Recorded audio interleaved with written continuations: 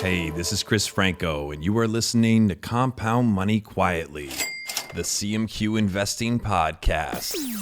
CMQ investors, welcome to the show. It's great to have you here. Charlie Munger was trending on Twitter earlier this week due to a CNN.com article about how the billionaire investor planned to build dormitories at University of California, Santa Barbara that do not have windows, and the design and just overall approach caused an official architect, to resign. Before I share my opinions and my thoughts, and again, this is coming from the dude that runs Charlie Munger quotes on Instagram, so I recognize I could easily have a bias here. But before I get into my thoughts, I want to lean on some of my Charlie Munger expertise, because there was actually a Wall Street Journal article about Charlie Munger's passion for architecture back in 2019. And that article explains with a lot more detail than is provided in the CNN article why exactly Charlie Munger thinks windowless rooms would make sense in the first place. And it's also just a good illustration of who Charlie Munger is, how he thinks, and why we like him. I have to warn you, there are a few moments where I just laugh out loud because it's been a while since I've read this, and just reading it out loud, it was like I was reading it for the first time. I left my laughs in there just because I wanted it to be authentic. You might find the same parts funny, but either way, this is a great article, and it adds a lot more context to this quote-unquote controversy. Let's get to it. Charlie Munger's signature phrase is, "I have nothing to add." Ask him about architecture, however, and he will talk your ear off. Mr. Munger, investing legend, vice chairman at Berkshire Hathaway, and Warren Buffett's longtime business partner, has channeled that passion into the hundreds of millions of dollars he's donated toward buildings at major universities and other institutions in recent years. The offers come with a caveat. Schools that want his money have to accept his ideas about building design too.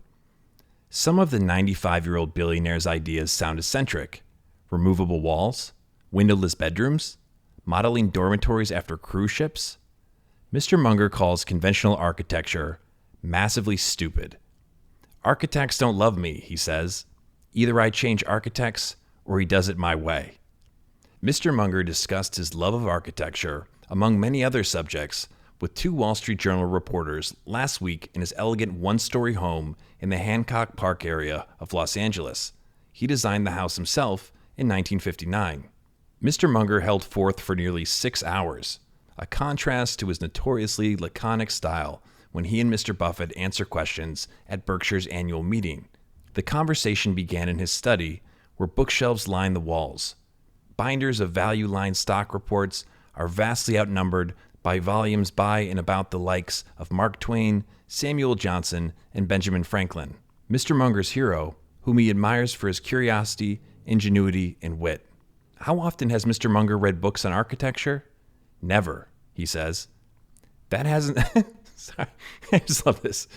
That hasn't stopped him from spending up to several hours a day working on architectural drawings. Neither has being blind in one eye for roughly 4 decades and having failing vision in the other.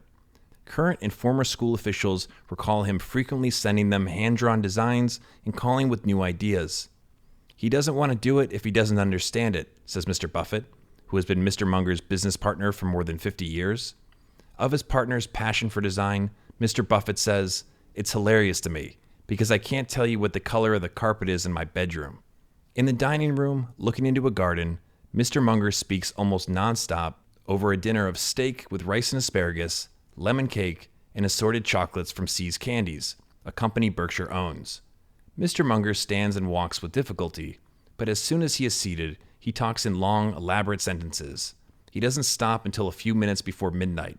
When Mr. Munger designs buildings, he dislikes curves, wasted space, shared bedrooms, and bad acoustics. He likes using precast concrete and putting hallways and staircases on the outside of buildings. His approach to architecture echoes his roughly 6-decade-long career as an investor. He revels in the ornery defiance of conventional wisdom. You can't solve your problem, if you want correct thinking, by just hiring bright people, he says, because they do many dumb things. Although Mr. Munger never formally studied architecture, he has experience developing real estate in Southern California. He built a community of luxury beachfront properties called Sea Meadow in Montecito, California in the 1980s and 1990s, which his friends call Mungerville. He says he wants to use architecture at schools to coax students into common spaces where they can mingle and collaborate. The students will educate themselves and one another much better if we do the housing right, Munger says. An early plan for the graduate dormitory at the University of Michigan, built with a $110 million donation from Mr. Munger in 2013 that also funded fellowships, had space for about 300 students. Mr. Munger's final design fits more than 600. Most of the bedrooms lack windows. He's interested in the nuts and bolts. He's not as interested in aesthetic design, says Mary Sue Coleman, former president of the university and current president of the Association of American Universities. He likes to solve puzzles. Mr. Munger also likes anticipating how a building could be used differently in decades to come. He can see into the future, says Jim DeMatt, Chief of Campus Operations and Construction at Harvard Westlake School in Los Angeles, where Mr. Munger has designed several buildings. I don't know how he does it. Mr. Munger designed Harvard Westlake's middle school library, which opened in 2008, with several computer rooms, but insisted on making the walls removable. When students later switched en masse to laptops, the computer rooms were easily converted for other uses. When Mr. Munger imposes his design vision, even bathrooms don't escape his attention. Anytime you go to a football game or a function, there's a huge line outside the women's bathroom. Who doesn't know that they pee in a different way than the men, Mr. Munger says. What kind of idiot would make What kind of idiot would make the men's bathroom and the women's bathroom the same size?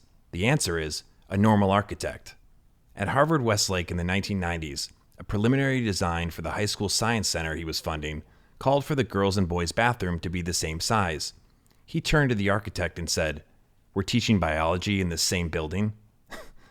The plans promptly changed, and the girls' bathrooms were built larger than the boys'.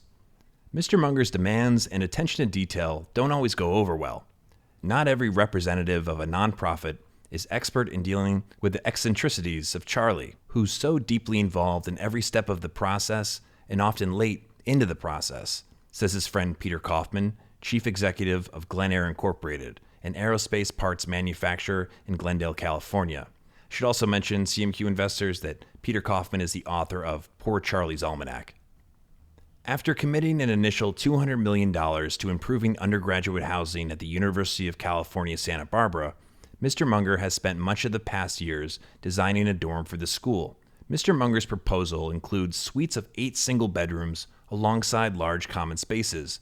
Most bedrooms would have artificial windows patterned after the portholes on Disney cruise ships, with customized lighting to mimic daylight. The building still has to pass various approvals. Mr. Munger is confident that students would rather have single rooms than bedroom windows.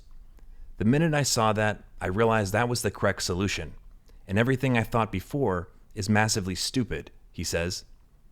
Munger predicts that when his dorm and his future housing projects at UC Santa Barbara are completed, quote, "it will be widely regarded as the best in the world," end quote. This article was written by Nicole Friedman and Jason Zweig at the Wall Street Journal, and it was published, as I mentioned, in 2019, specifically on May 2nd. Now, my opinion is shaped by my own experiences in both college dormitories and apartments in New York City. My freshman year at Denison University, my room had 2 windows and ample natural light. One of the windows faced a parking lot. The other window faced a graveyard. It wasn't like the graveyard was off in the distance. It was close enough that I could practically read the tombstones. In that scenario, I would have preferred the Disney cruise experience, the one that's described in the Wall Street Journal article. Now fast forward to around 2016, when I was living in the East Village in New York City. My bedroom window and the room in the common area both faced a brick wall and a ledge where the local pigeons built a nest of their own poop. And each morning, I woke up to the sounds of pigeons making love. It sounded like this. No exaggeration. Oh, and the natural light was non-existent.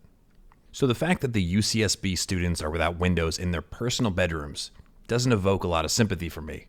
If you go to Google Images and look up UCSB campus, I'm pretty sure you're not going to feel too bad for the students who will end up living in Charlie Munger's dormitories.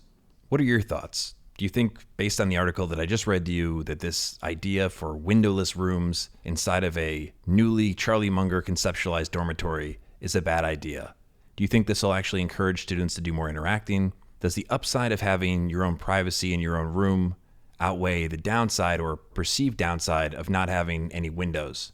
Send me a DM at Charlie Munger Quotes on Instagram, or send me a Twitter DM. My personal Twitter is Chris Franco, that's Franco. If we get enough responses and they're compelling, then I will follow up with an episode where I share those responses. But either way, I think this article really does give you more perspective to what has already been a rich perspective that we've been building of Charlie Munger. I hope you enjoyed it. My name is Chris Franco. This has been Compound Money Quietly, the CMQ Investing Podcast. Thank you for listening. We'll talk soon.